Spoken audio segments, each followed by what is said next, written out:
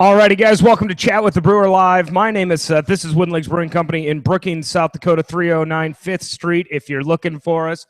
But you guys mostly know where we're at. This is Chat with the Brewer, and we're here to talk with somebody that's far, far away and joining us via the Hangout. How you doing, Craig? Pretty good. How are you guys? We are very good. Now, Craig, I know you of Zipline fame. Why don't you give me a lowdown and everybody sitting in the room here and watching online on where Zipline is, how long you've been around, and how you got involved?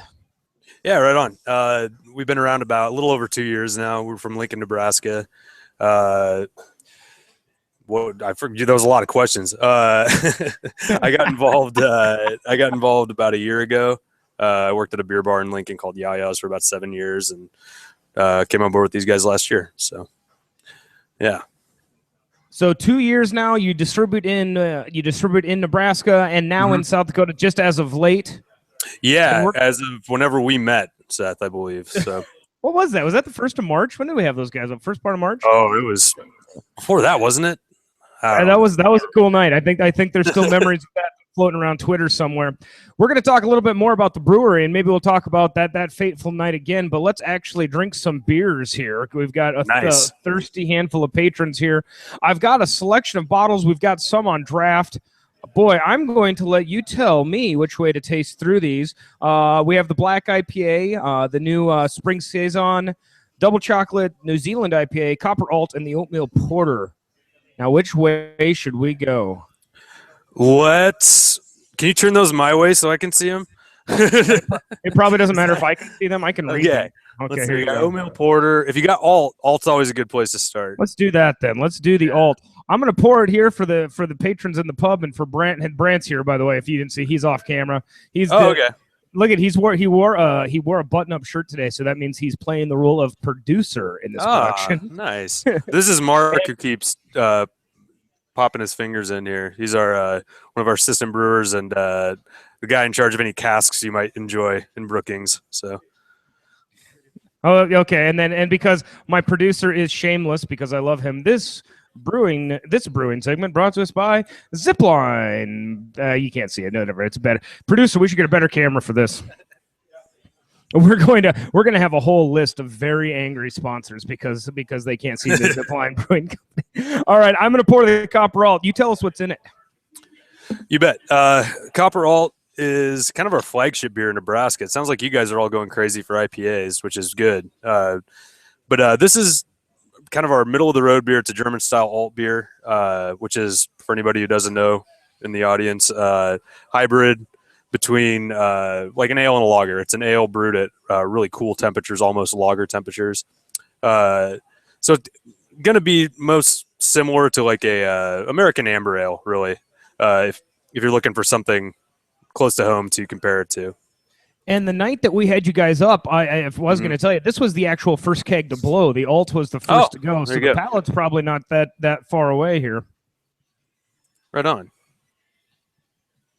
As always, exceptional. I think the smoothness of the process actually comes through on that. Sometimes you get the American ambers can be a bit more assertive, a little more of the hop side, but this one is very, very good.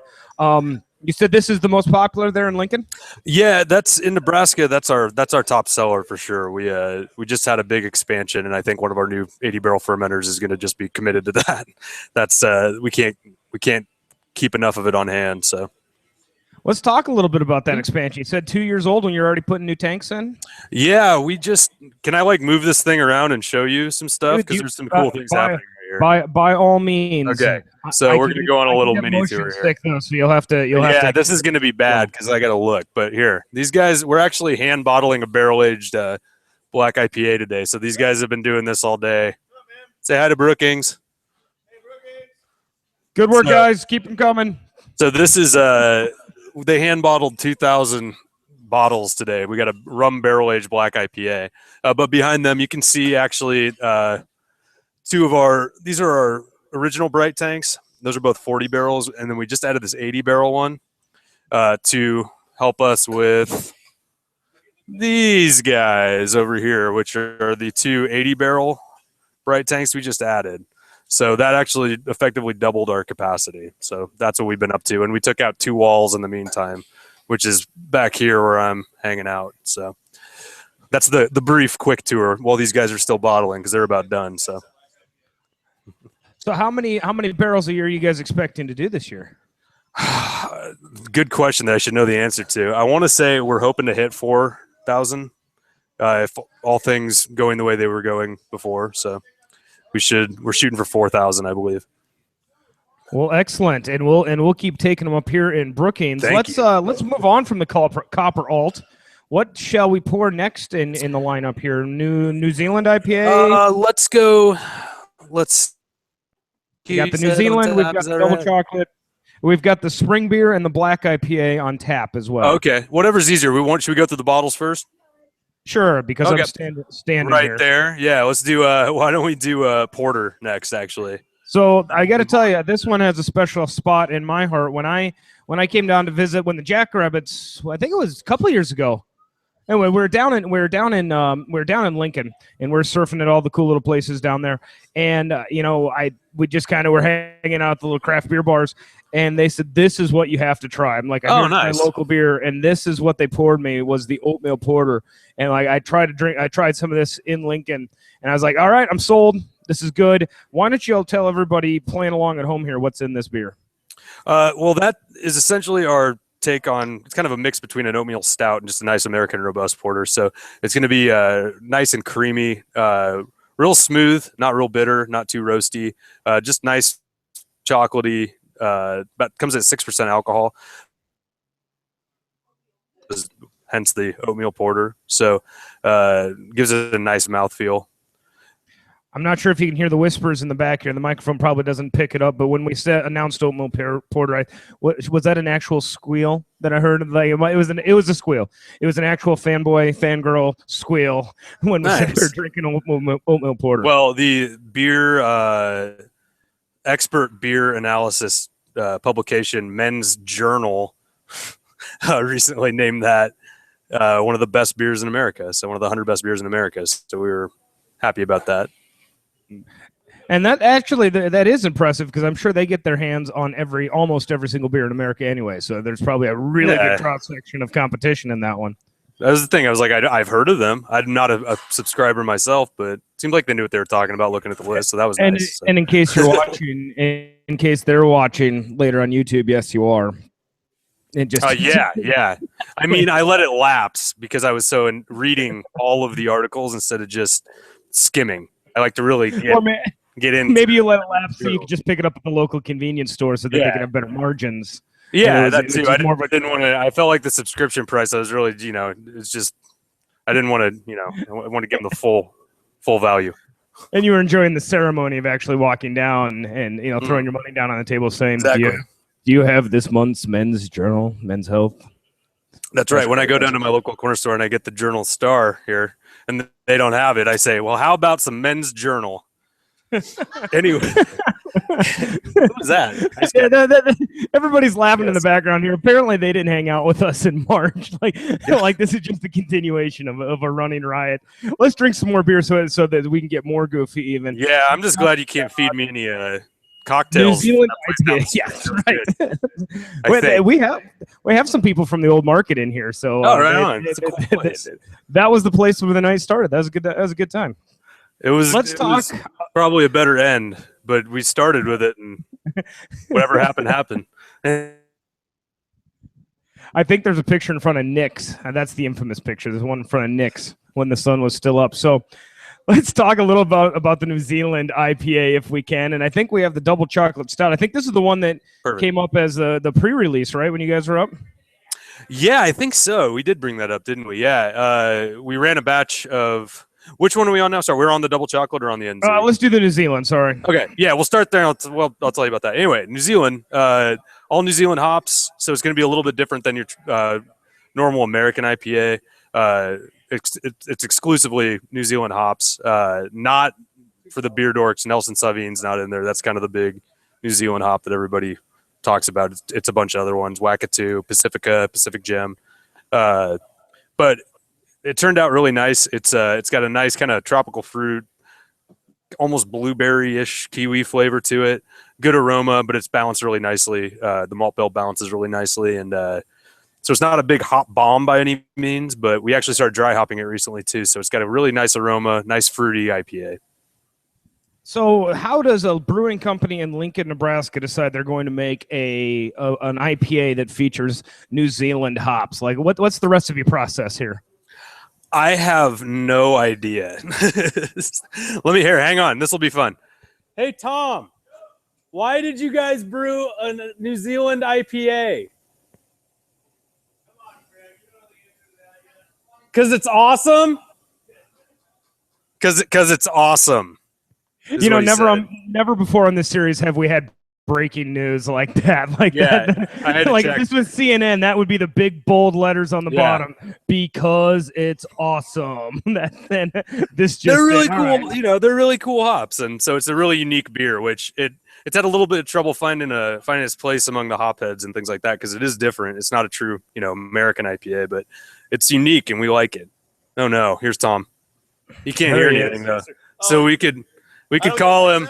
We could call him anything we wanted to right now. Well, can you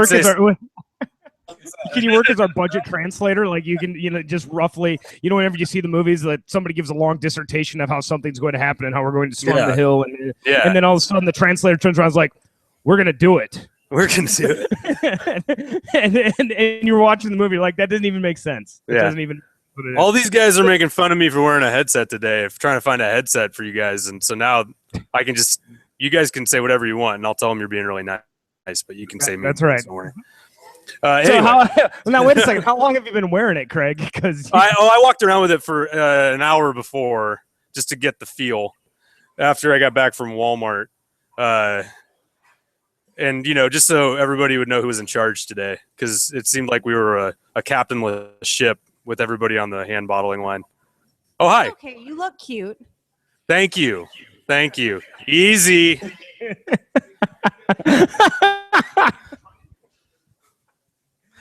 And there we have it. Let the defense rest, Your Honor. It was on video. Okay. What beer are we on? I forgot what we were talking about. We talking about beer? We're getting excited about the double chocolate stuff. Actually, we're still on the New Zealand, and we're still on the. I forgot to mention this is a very good beer, and you're right. The citrus characters are probably that's probably one of the more pronounced ones. I like kind of the fruit and citrus in IPAs. I think sometimes those really, really crazy IPAs are like trying to eat grass clippings, and this one is a lot more like a Chiquita banana type of. There you go. I like that. I'm going to use that. There you go. Breaking new ground here. Let's talk about, if you can see it, the double chocolate stout. Yeah, this one turned out really good. So. We actually did a batch of this, and I can't remember if we brought this up to you guys. If you have any doubt that we're in a brewery, there's about to be a forklift drive-by. Anyway, we did the first batch of this on nitro, actually. So it turned out so nice that we decided to turn it into a new limited series beer. We have 5 of these coming out this year, but this was the second one we ever came out with. It turned out really nice. I don't know. It's not overly sweet. It's really pretty strong. It's not up to like super imperial stout strong. It's about 8.5%. We did an addition of cacao nibs in the fermenter is where the chocolate comes in, and just a nice beer. It's fairly smooth. It's got the chocolate actually added a nice kind of bitterness to it in my opinion, while it's still adding some of that chocolatey sweetness. But it's not a super sweet chocolate beer by any means. No, it pours black as the night here, and even when you put your nose to it, you don't catch a lot of that sugar. Sometimes these big imperials, it just smells like candy or sugar or But this one I don't get that from at all. Yeah, we kept the body a little bit lower, obviously at 8.5. It's still in the realm of Imperial IPA, but on the lower end. So I don't see a head in behind me that is not nodding in approval on this one. This one was a keeper. I think I remembered this one when we had it that one night. It is a very good beer. Tell me more about the limited. You're doing 5 limited series? Yeah, well, now I'm trying to count because we'll do 5 this year. Technically, the chocolate stout would be the first one of the year. The black IPA we released in December as the first in the series, but it'll be the last one this year. We actually what I'm drinking is our farmhouse pale ale, which we used to call Belgian pale ale. But we packaged this up in 4-packs. It should be up there soon. I don't think it's up there just yet, but in a couple weeks, I think you should have it. I'll actually be in Sioux Falls for a release for this next week, I think. So should be in the area soon. But it's similar. If you like we'll get to the Haramako, I was going to say, but similar beer to that. So we're going to actually pour that black IPA. That seems like a good segue since that was the first of the collector's series here. Yeah. While Brandt's doing that, you probably are the first Cicerone we've had on. And I think it might be important to tell some of the people in the room here what a Cicerone is. And it's a little timely because if you remember, Angela, who is our head pub keep here, she is literally driving to Kansas City right now to take her exam. So maybe for the benefit of everybody doesn't know what that is, maybe you could explain what a Cicerone is. I always 1 second. We got a limited edition black IPA coming his way. We'll bring you. This is a quick aside. We're gonna bring you guys some of the limited edition rum barrel aged black IPA. So there you go. There's your allotment. We said we're gonna do it. Now we're gonna do it. Can you write our name on it in grease pencils so we know? Oh yeah. And then we'll Instagram it when it gets here just to close the loop on it. Okay, we'll do that. We can do that. I'm going to put this in my pocket. And anyway, a Cicerone. I don't know if that will get to South Dakota if it's in your pocket, Craig. No. You're getting a keg. That's just for me to hide in my pants and take to my car. Cicerone, it's a program of beer knowledge certification, essentially. Everybody always compares it like wine sommelier. Cicerone is the same kind of idea for beer. There's 3 levels: beer server, certified Cicerone, which is what I am, master Cicerone, which I think there's less than 10 in the world. But Angela is on her way to be the first one in South Dakota, if I remember correctly, when she passes the test. So that is correct, and all of this staff here is certified beer servers, and she's taking it to the next level. She wants to become the first South Dakota certified Cicerone. So I hope she watches this later from the hotel room. I think she's going to do great. So there we go. We'll know, but the worst part is you take the exam, right? And it's sensory and it's knowledge and it's everything else, and then you don't hear for a full month afterwards. Yeah, give or take, and then you wake up one day and there's an email in your inbox and you poop a little and it either says you passed or you didn't. So I was lucky enough to see that I passed. That was great. Well, good. Well, and if you don't know Angela, she will be a bundle of nerves for the next 30 days. So, well, right around the time you're starting to forget about it is when they tell you. So it's a good time. But yeah, you don't know Angela very well because that would be 117 years from today. That's rough. I think she's got it. So looking forward to hearing back on that for sure. Let's hope she's driving and not one of the many viewers online here that we see down in the little corner. So we've caused an accident. Yeah, that'd be bad. Let's talk about this black IPA, Craig. Brandt is getting it served up here. This one you said was the first of the series of kind of one-offs or the limited, the 4-pack deals we're doing. We actually brewed that the first year we were around. I wasn't here yet, obviously. I was working at a beer bar, but the thing I like to say about Zipline is when I wasn't working here, I remember when they came out, it was like all of the beers were just solid. They had NZ, all porter, and then you could tell when this one came out in the winter of their first year, it was like, oh, these guys definitely know what they're doing. Like, this is fantastic. We're a little bit out from freshness on it, but this is a beer that I have some in my fridge still, and I think it holds up really well, even as the hops the hop presence starts to go down, because it's got such a cool malt backbone to it. It's we dry hopped it. We actually dry hop it every year, but it's just a big punch in the mouth. It's nice and roasty. It's really hoppy and citrusy and bitter, but it also the subtlety of it. I tend to get like almost a blackberry undertone at the very end of when I'm tasting it, which is kind of what I think makes the beer. Just the things that as you're drinking it, as it warms up, that it really, the more you have, it's not that your mouth is worn out from too many hops. It's that you start to notice other things in the beer. So hopefully that's what you're getting in South Dakota right now. And I would say this one, we've had this before. This one actually exhibits, in my opinion, a bit more balance than I remember before. Like this, like the hops may have come down a little bit, but not to its detriment. It's actually really, really smooth. I do notice that blackberry after you picked it out. That is it's one of those things that just kind of shows up and it just makes the beer for me. And what you just said is really a true statement. When it first came out, it was almost, we wanted it to kind of cool out a little bit. And I noticed that I was enjoying it more in a bottle than on tap in a lot of cases too. So hope you guys are enjoying it there as much as I am still enjoying it at my house. Well, the group behind me seems to approve. I think we have one more, and you're going to have to help me with the name on this. This is one that we just got off the truck this weekend. Should be Harameku. Yeah, it's got to be Harameku, right? That's the one. That's the one. So this is a cool beer. We only did 20 barrels of this, actually. We did it last year for the first time, but it's a spring saison. It's a Japanese. Google Translate does not confirm this, but it says I've been told it's a old Japanese saying that essentially translates to signs of spring. So it's a spring saison, and the reason we use the Japanese term is because we use Sriracha Ace hops in it, which really make this beer shine. It's kind of the secret ingredient that ties the whole room together, if you will. What you're going to notice while drinking it is that lemongrass aroma, lemony citrus aroma that you get out of it. That is the Sriracha Ace hops doing their thing. And that's really what makes it. And like I said, I'm drinking that Farmhouse Pale that we're going to be releasing soon.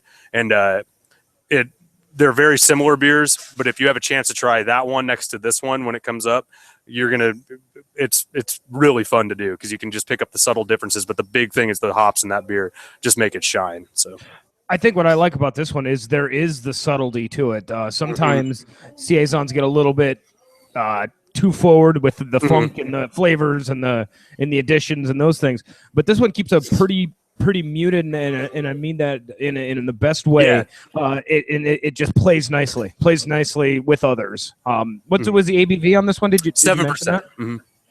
That'll be 7%. Nice dry, kind of lightly tart. I'm making myself want to go get one right now, which I might do. I'll show you guys the tap room in a minute when I'm done with this. Well, let's talk a little, and I think that finishes the beer here. We're going to keep drinking beers, but what I'd like to know is a little bit more about Zipline and the tap room and the beer scene in general. Yeah. Lincoln's a pretty cool beer scene, actually. It's coming up, I guess you could say. We got a lot of cool breweries in town. We've always had Empyrean. I don't know if Empyrean makes it up there or not, but Empyrean's been in town for a long time.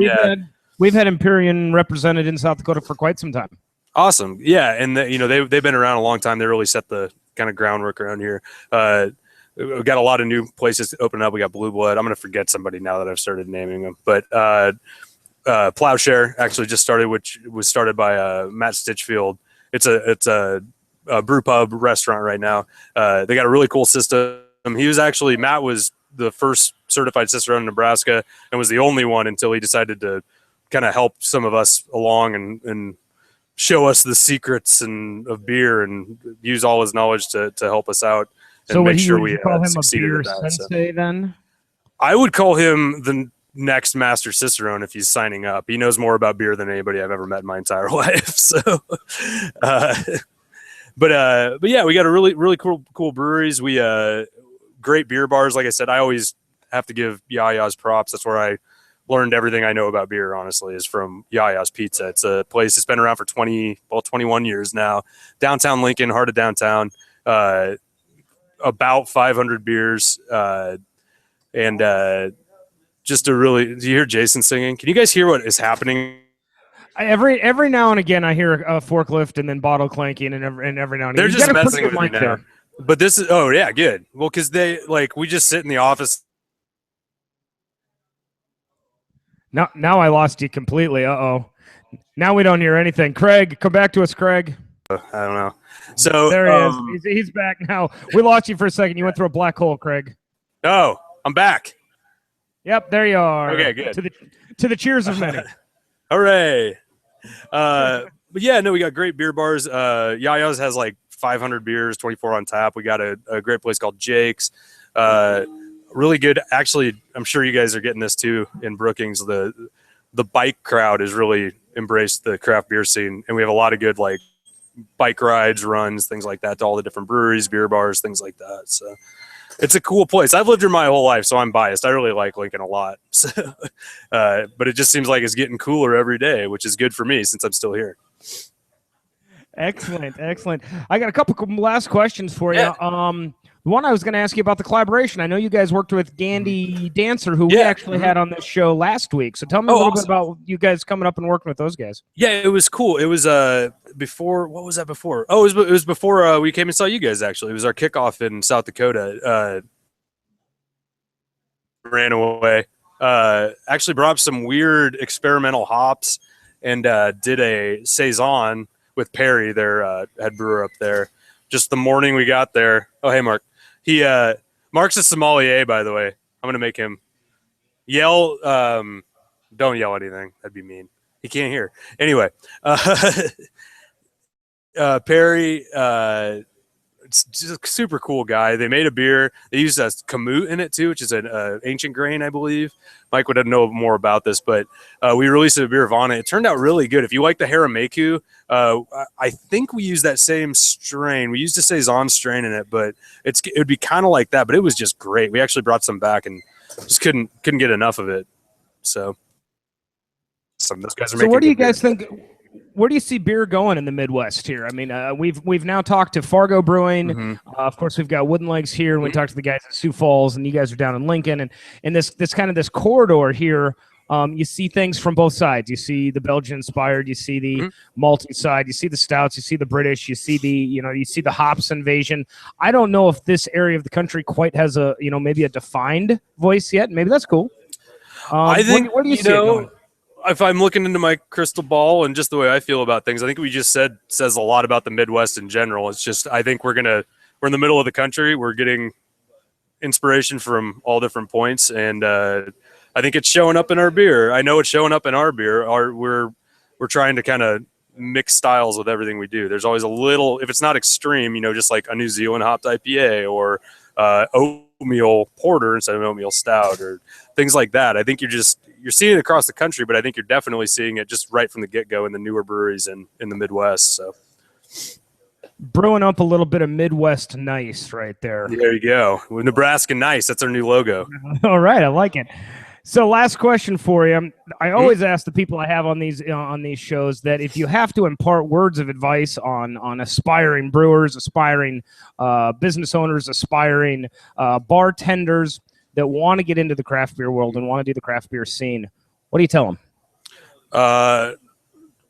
Let's start with the bartenders, just because that's where I started. And I would say, don't be a jerk is a really good place. Well, that's a good place to start for anything. But that's kind of the umbrella policy.